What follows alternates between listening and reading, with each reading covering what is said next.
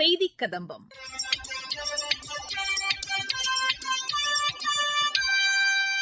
இன்றைய செய்தி கதம்பத்தில் குடியரசு துணைத் தலைவர் திரு சி.பி. ராதாகிருஷ்ணன் மதுரையில் ஆற்றிய உரை மற்றும் மத்திய அரசின் சமூக வலைதள பதிவுகள் ஆகியவை இடம்பெறுகின்றன. முதலில் மதுரையில் நடைபெற்ற நிகழ்ச்சியில் குடியரசு துணைத் தலைவர் திரு சி.பி. ராதாகிருஷ்ணன் ஆற்றிய உரை. செக்கிழுத்து செம்மல், அந்த செக்கை தன்னுடைய கைகளால் இழுத்த மாமனிதர் நம்முடைய வ.உ.சி. ஐயா அவர்கள். நினைத்து பார்க்க முடிகிறதா? நம்ம பல பேருக்கு தெரியும், அந்த காலத்தில் கல்வியறி என்பது பரவலாக்கப்படவில்லை. வ.உ.சி. அவர்கள் சட்டம் படித்த மேதை மட்டுமல்ல, வ.உ.சி. அவர்களுடைய தந்தை உலகநாதம் பிள்ளையே வக்கீலுக்கு படித்து வழக்கறிஞராக பதிவு செய்தவர் என்பதை நாம் மறந்துவிடக் கூடாது. எவ்வளவு செல்வ செழிப்பிலே அவர்கள் எல்லாம் இருந்திருப்பார்கள். எப்படியெல்லாம் சீராட்டி பாராட்டி வ.உ.சி. ஐயாவை உலகநாதம் பிள்ளை வளர்த்திருப்பார். 2 தீவாந்திர சிறை தண்டனைக்கு பின்பாக வ.உ.சி. அவர்கள் வருகிறார்கள். அதற்கு பிறகு தன்னுடைய குடும்பத்தை காப்பாற்ற வேண்டும் என்பதற்காக சென்னைக்கு போகிறார். சென்னையிலே ஒரு பெரிய வக்கீலை சென்று அவர் சந்திக்கிறார். என்று சொன்னால் வ.உ.சி. அவர்களுக்கு இருந்த அந்த வக்கீல் சன்னத்தை ஏகாதிபத்திய ஆங்கில அரசு ரத்து செய்து விட்டது. அதனால் அவர் சென்னைக்கு செல்கிறார். சென்னையிலே ஒரு பெரிய வழக்கறிஞரை சென்று சந்திக்கிறார். அவருக்கோ கதவு தட்டப்படுகிறது. வந்து அவர் கதவை திறக்கிறார். எதிரிலே நின்று கொண்டிருப்பவர் நம்முடைய வ.உ.சி. ஐயா அவர்கள். அவரை பார்த்த உடனேயே அவர் உடனே தன்னுடைய 2 கரங்களை தூக்கி வணக்கம் ஐயா என்று ஆச்சரியத்தோடும் மரியாதையோடும் வரவேற்கிறார். நான் உங்களுக்கு என்ன செய்ய வேண்டும் என்று பணிவோடு கேட்கிறார். வ.உ.சி. ஐயா அவர்கள் தெளிவாக சொல்லுகிறார், ஆங்கில ஏகாதிபத்திய அரசு என்னுடைய வழக்கறிஞர் சன்னத்தை ரத்து செய்துவிட்டது. ஆகவே நான் நீதிமன்றங்களுக்கு சென்று வழக்காட இயலாத நிலையிலே இருக்கிறேன். வழக்காடத்தான் முடியாது. ஆனால் சட்ட அறிவு என்பதை ஆங்கிலேயனாலே ஒழித்துவிட முடியுமா? ஒருபோதும் முடியாது.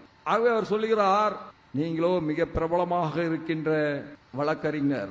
ஆகவே நான் உங்களுடைய வருகின்ற வழக்குகளை எல்லாம் படித்து பார்த்து குறிப்புகளை எடுத்து வைத்து வருகிறேன். அது உங்களுக்கு நீதிமன்றத்திலே வழக்காடுவதற்கு எளிதாக இருக்கும் அல்லவா? ஆகவே ஒரு குமாஸ்தா வேலை தாருங்கள் என்று கேட்கிறார். யார்? நம்முடைய வ.உ.சி. ஐயா அவர்கள். நிலபுலனுக்கு சொந்தக்காரர். அந்த காலகட்டத்திலே ஒரு கோடீஸ்வரரை போல வாழ்ந்தவர். ஏனென்றால் படிப்பதற்கு புதிய பள்ளி வேண்டும் என்ற உடனேயே வ.உ.சி. ஐயா அவர்களுடைய தகப்பனார் தன்னுடைய கிராமத்தில் உடனடியாக ஒரு புதிய பள்ளியை கட்டி தந்தாராம் வ.உ.சி. ஐயா அவர்கள். அப்படிப்பட்ட மகத்தான தலைவர் தனக்கு ஒரு குமாஸ்தா வேலை வேண்டும் என்று கேட்கிறார். அந்த வழக்கறிஞருக்கு இவ்வளவு மகத்தான மனிதர் தன்னிடத்திலே இவ்வளவு சிறிய உதவியை கேட்கிறாரே, என்ன செய்வது என்று அவருக்கு தெரியவில்லை. ஆனால் அவருக்கு ஒன்று புரிந்திருக்கிறது. வ.உ.சி. அவர்களை குமாஸ்தாவாக வைத்துக் கொண்டால் ஆங்கிலேய ஏகாதிபத்திய அரசு தன்னுடைய வக்கீல் சன்னத்தையும் ரத்து செய்துவிடும் என்பது அவருக்கு புரிந்திருக்கிறது. ஆனாலும் வந்திருக்கின்றவர் மாமனிதர் அல்லவா, மகத்தான தியாகி அல்லவா, ஒப்புயர்வற்ற தேசபக்தர் அல்லவா. அதனால் அவர் ஐயா என்று சொல்லி சிறிது அமருங்கள், நான் வந்து விடுகிறேன் என்று உள்ளே சென்றாராம். உள்ளே சென்றவர் வெளியே வந்து 5000 ரூபாயை, பிள்ளையாள் அவர்களே இதை வைத்துக் கொள்ளுங்கள், நீங்கள் எந்த தொழிலை வேண்டுமானாலும் செய்யுங்கள் என்று சொன்னாராம். வ.உ.சி. அவர்கள் எவ்வளவு தன்மானமிக்க மகத்தான மனிதர் என்று பாருங்கள், மகத்தான தலைவர் என்று பாருங்கள். உடனே சொன்னாராம், ஐயா மன்னிக்க வேண்டும், இந்த சிதம்பரம் உங்களிடத்திலே வேலை கேட்டு வந்தானே தவிர யாசகம் கேட்டு வரவில்லை என்று சொன்னாராம். இன்றைக்கே 5000 என்று சொன்னால் எதற்கும் தயாராக இருக்கின்ற மனிதர்கள் வாழ்கின்ற காலகட்டத்தில் அன்றைக்கு 5000 என்று சொன்னால் சென்னை விட்டு வெளியே வந்த பின்பு மாமல்லபுரம் வரை இருக்கின்ற அந்த கடற்கரை சாலை முழுவதும் வாங்கி இருக்க முடியும். ஆனால் வ.உ.சி. அவர்கள் தன்மானத்தை விட்டு கை நீட்டி வாங்குவதற்கு ஒருபோதும் தயாராக இல்லை. அப்படிப்பட்டவனுடைய மனதிலே மட்டும்தான் தேசபக்த கனல் ஒருபோதும் அணையாது என்பதை நாம் புரிந்து கொள்ள வேண்டும். திரும்பினாராம். திரும்பிய பிறகு என்னென்னலாம் சென்னையிலே செய்திருக்கிறார் என்று பாருங்கள். மண்ணெண்ணெய் வியாபாரம் செய்திருக்கிறார் ஐயா வ.உ.சி. ஐயா அவர்கள். நீங்கள் மண்ணெண்ணெய் வியாபாரம் என்றால் ஏதோ சேக்கிடத்திலிருந்து ஏஜென்சி வாங்கி செய்கின்ற வேலை அல்ல. ஒரு ட்ரம்மில் மண்ணெண்ணெயை எடுத்துக்கொண்டு வந்து வியாபாரம் செய்திருக்கிறார். அதை பார்த்தான் ஆங்கிலேயன். என்னடா, அரசு கட்டுப்பாடு உள்ள ஒரு வியாபாரத்தை அரசுக்கு எதிரான வ.உ.சி. எப்படி செய்யலாம் என்று சொல்லி அந்த மண்ணெண்ணெய் வியாபாரத்தையும் தடுத்து விட்டானாம். அதற்கு பிறகு ஒரு அரிசி கடை வைத்திருக்கிறார். இன்றைக்கு போல அல்ல, அரிசி கடை என்று சொன்னால் நாம் செல்லுகிறோம், அரிசி மூட்டைகளை எடுத்து வருகிறோம். ஆனால் இன்றைக்கு பஞ்சகாலம் அல்லவா, அதற்கு அவன் இடத்திலே பர்மிஷன் கேட்க வேண்டும். எப்படியோ ஒரு அரிசி கடையை வைத்திருக்கிறார். அதை தெரிந்து கொண்ட ஆங்கிலேயன் அந்த அரிசி கடையை மூடினானாம். நாம் சொல்லுகிறோமோ செக்கிழுத்தார் என்று சொல்லுகின்றோமே, செக்கை மட்டும் இழுக்கவில்லை, தன்னுடைய வாரிசுகளை காக்க வேண்டும் என்று மண்ணெண்ணெய் வண்டியையும் இழுத்திருக்கிறார். அரிசி கடை என்ன பெரிய ரைஸ் மில்லா? சின்னஞ்சிறிய அரிசி கடையை வைத்து 10 மூட்டை 4 மூட்டை அரிசியை வைத்து வியாபாரம் செய்வதற்கு கூட, படியிலே அளந்து போடுவதற்கு கூட ஆங்கிலேயன் அனுமதிக்கவில்லை. இவ்வளவு நடந்தாலும் எந்த இடத்திலும் வ.உ.சி. ஐயா அவர்கள் வந்தே மாதரம் என்று முழங்குவதற்கு ஒருபோதும் தயங்கவில்லை.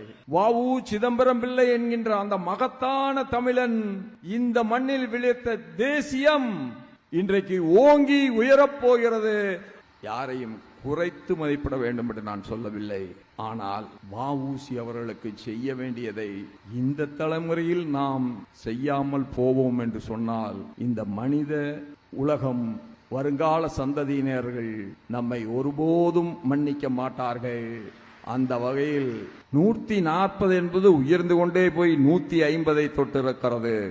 எவ்வளவு உயரம் வைத்தாலும் அது வ.உ.சி. அவர்களுடைய புகழுக்கு ஈடாகுமா என்றால் ஈடாகாது. அது நமக்கு புரிந்திருக்கிறது.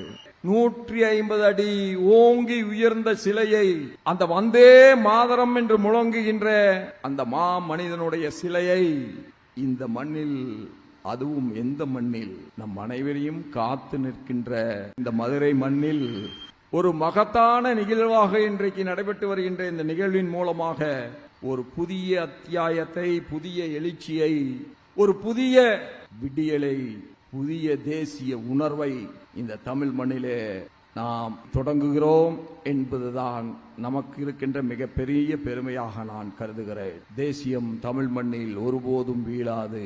யார் எத்தனை முயற்சி செய்தாலும் அதையெல்லாம் தாண்டி வ.உ. சிதம்பரம் பிள்ளை அவர்கள் எந்த நல்லதை இந்த மண்ணிலே விதைத்தாரோ அது அருகுபோல் வேரோடி ஆள் போல் துளைக்கும். 150 அடி உயரத்தில் அது ஜொலிக்கும். வாழ்வில் எந்த எதிர்பார்ப்பும் இல்லாத தியாகத்தை மட்டுமே தன்னுடைய வாழ்க்கையாக கொண்டு வாழ்ந்து மறைந்த தலைவன்.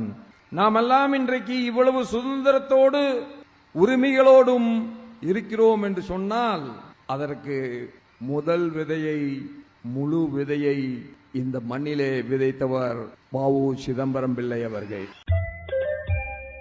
மத்திய அரசின் சமூக வலைதள பதிவுகள்.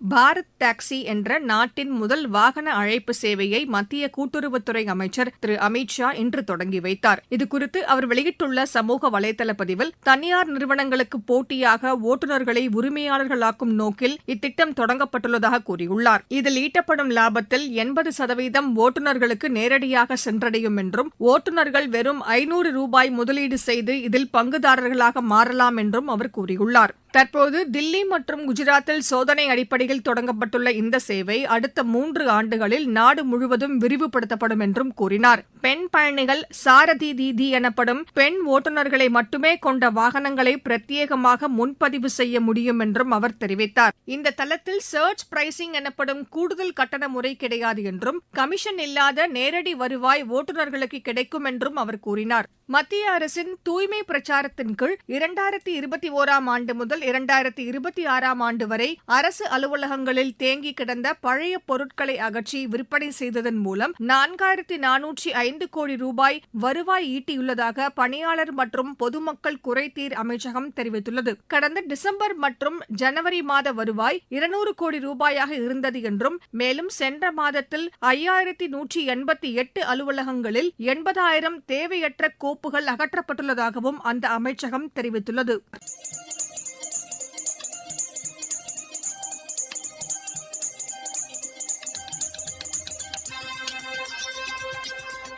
இத்துடன் இன்றைய செய்திக் கதம்பம் நிறைவு பெறுகிறது.